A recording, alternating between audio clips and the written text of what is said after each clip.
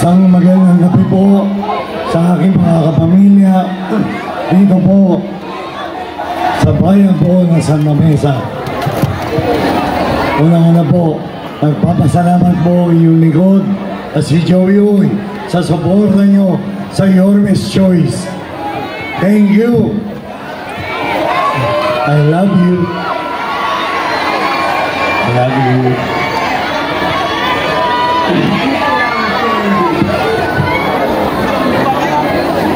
Ako po'y nakipagkapihan at nakipag-ugnayan sa ating mga kapamilya dito po sa ikalim ng distrito ng Maynila. Nadinig ko po ang hinahin ng mga nanay, tatay ko o aking mga minamahal na kapamilya sa ikalim ng distrito ng Maynila. At nakilala niyo po si Joey Uy na hindi masyadong masalita at hindi po nangangako. Parati ko po sinasabi na inyong likod ay handa po tumulong sa inyo. Sabot lang po ng aking makakaya. Sa aking pakikipag-ugnayan, ang aking pong tututukan, tatlo lang po ang prioridad ni Joey Uy kapag nasungkit ko po ang tagumpay. Unahin ko po ang programa sa kalusugan dahil ang inahin ng aking mga nanay tatay o mga senior citizen, wala po silang natatanggap na mga pang-maintenance o gamot galing po sa serbisyo ng mga salukuyang congressman. Dahil napakalaki naman po ang proyekto o pondo ng congressman. Naramdaman po ba natin yung 1 bilyon na programa ng congressman natin? Naramdaman po ba natin?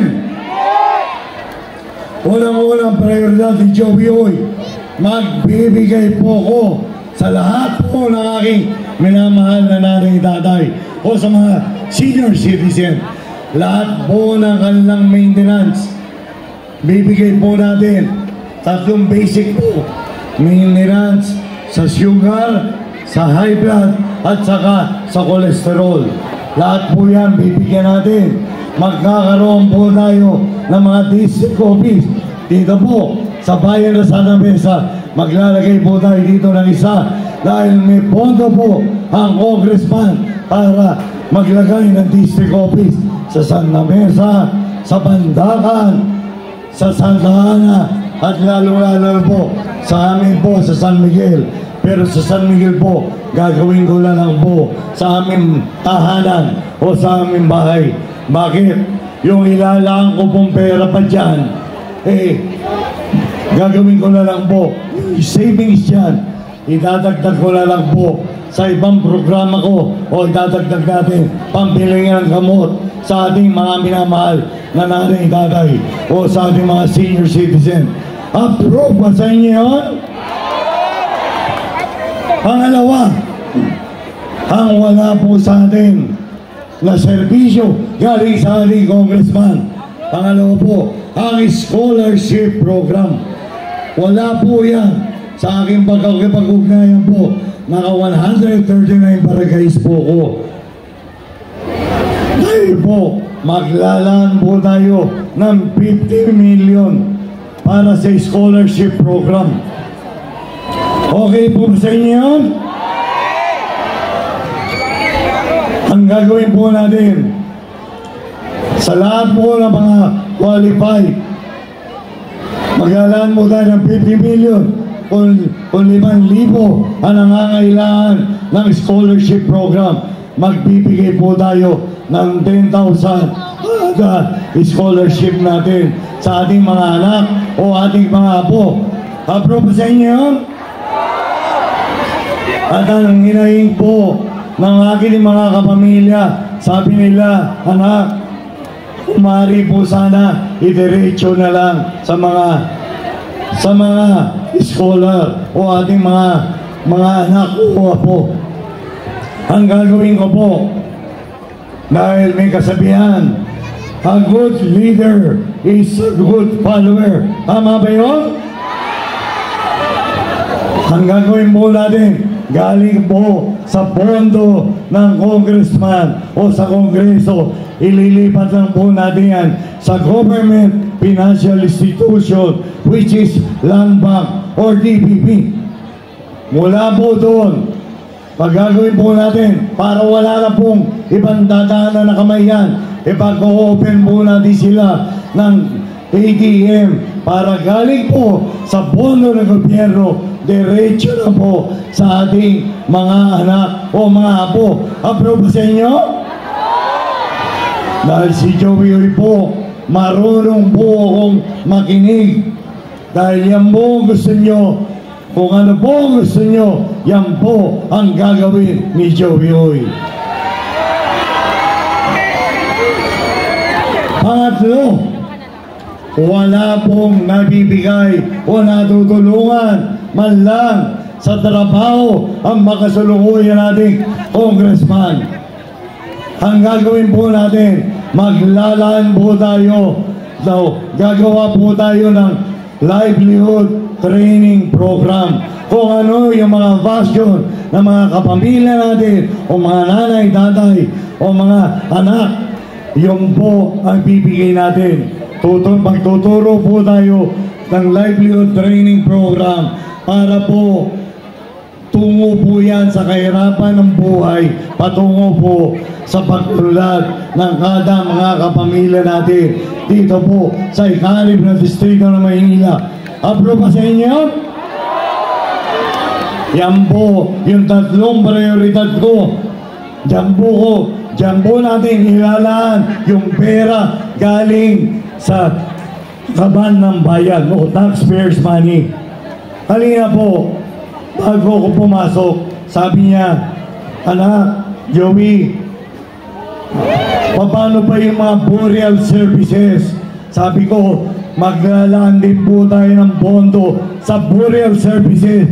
Sabi ko kanina sa akin, dapat, sabi ko, pagka pre-burial services, dapat libre po kay Joey. Sabi nila, meron daw po pagka malaki ang patay, may mga additional. Kay Joey, kapag libreng burial services, kay small, medium, large, extra large, double XL. Pag sinabi ni Joey, libre, wala po kayo dadagdag kahit isang mamera. Dahil lang po, pupundohan po natin yan. Approve sa inyo? Saka, hindi na po kayo kailangan magdala. Meron pa daw pagdadalhin ng bilong tao para magsimba kay Joey. Kung ano lang ang requirements, wala na. Dahil si Joey, may respeto po ko kung ano po ang reliyon ng kada pagkapamilya ko dito sa ating ikalim na distrito ng Maynila. Approve sa inyo yun? Dahil yan po yung mga GL guaranteed letter, lahat po pagbibigyan po natin maging kakampi niya. Dahil ako, isang araw lang po ang politika kay Joey. Dahil si Joey po hindi marunong mamersolal, saka hindi po ko diktador. Si Joey, may demokrasya tayo dito sa Pilipinas, kaya dapat democratic din po ang mamamahala ng susunod na congressman ang galing ng distrito ng Maynila.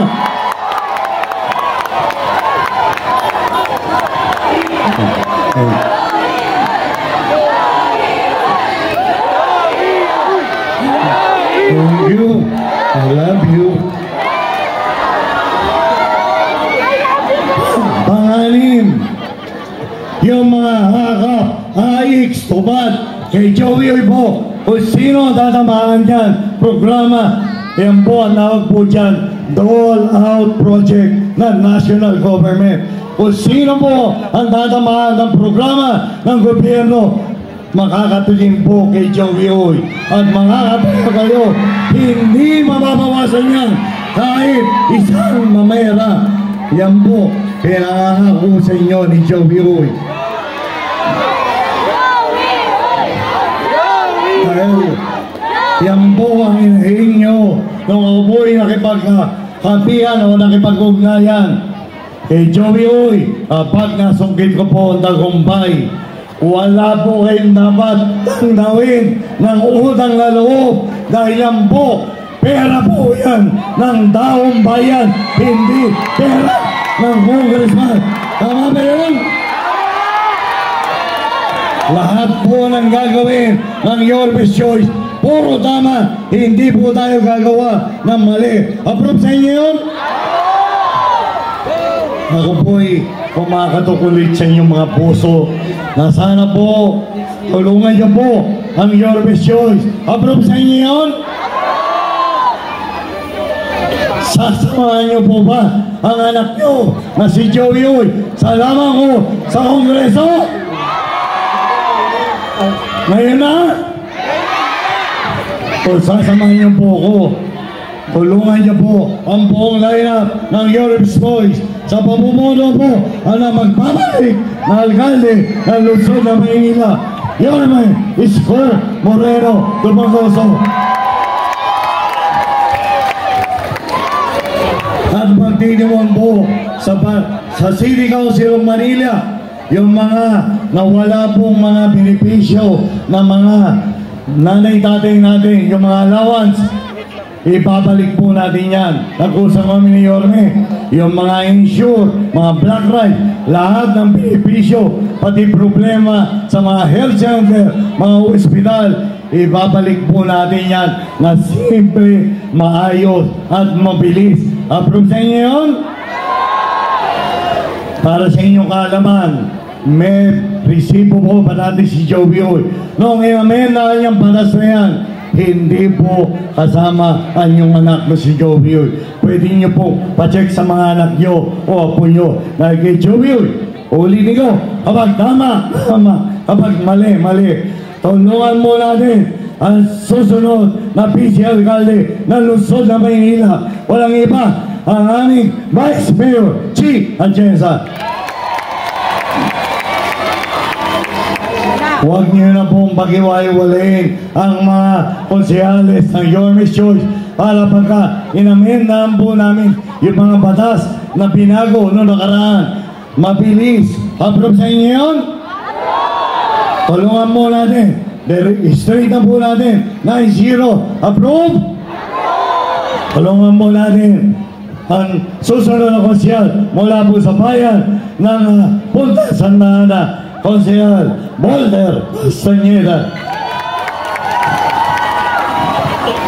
Ito naman, hindi na ipa sa inyo. Kapitbahay nyo, may prema na. Malinis din pagserbisyo. Tulungan mo natin mula po sa bayan ng Santa Mesa ang susunod na konsehal Kit Marasigan. Ito naman, may experience na rin pagdating sa pagsaservisyo, doktor, dentista. Tulungan po natin mula po sa bayan ng Punta Santa Ana, Konsehal Doc Mercado. Ito naman, tulungan po natin pangalawang Noyembre, may experience siya sa konseho. Magbabalik po kay ikalawang Noyembre mula po sa bayan ng Mandakan, Konsehal Elmer Bar.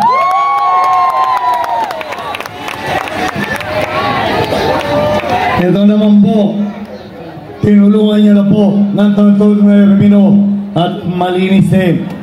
Tahimik lang po, pero para po mapagpatuloy yung programa ng Pamilya Uy. Approve sa inyo? Tulungan po natin. Magbabalik, Konsehal Christian Joey Uy.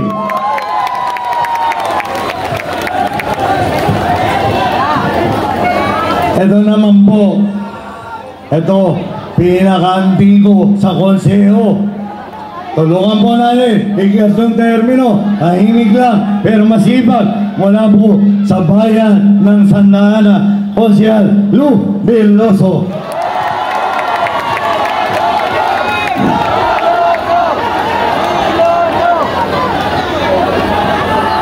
Sasamahan niyo po ba si Congressman Joey Uy sa lamang ko sa Kongreso? Game na ba kayo? Game na kayo? Ako po, si Joey Oy, ang inyong anak, si Joey Oy. Halos 21 taon niya na po tinutulungan ang pamilya Oy. Ang pwede kong maipagmalaki po sa aking mga nanay, tatay o aking mga kapamilya dito sa ika-6 na distrito ng Maynila. Ang pamilya Oy po, minsan po, hindi po kami nasangkot sa anumang katiwalian mula noong 2004 hanggang sa pangasalukuyan. Yan po ang sinukli ng pamilya Uy sa inyong magtitiwala.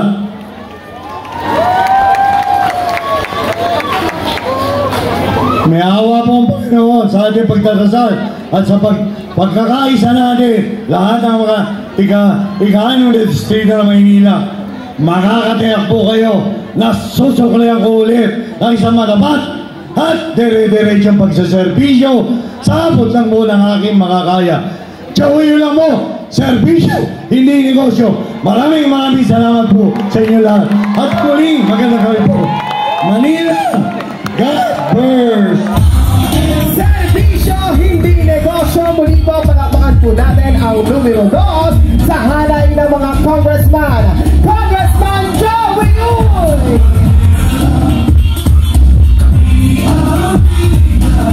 At sa mga pagkakataon po ito, alam ko rin po na kayo po ay sabik na rin po makita ang tambalang magbibigay ng gloria at tingning sa ating lungsod. Pero yan, parinig naman ng isang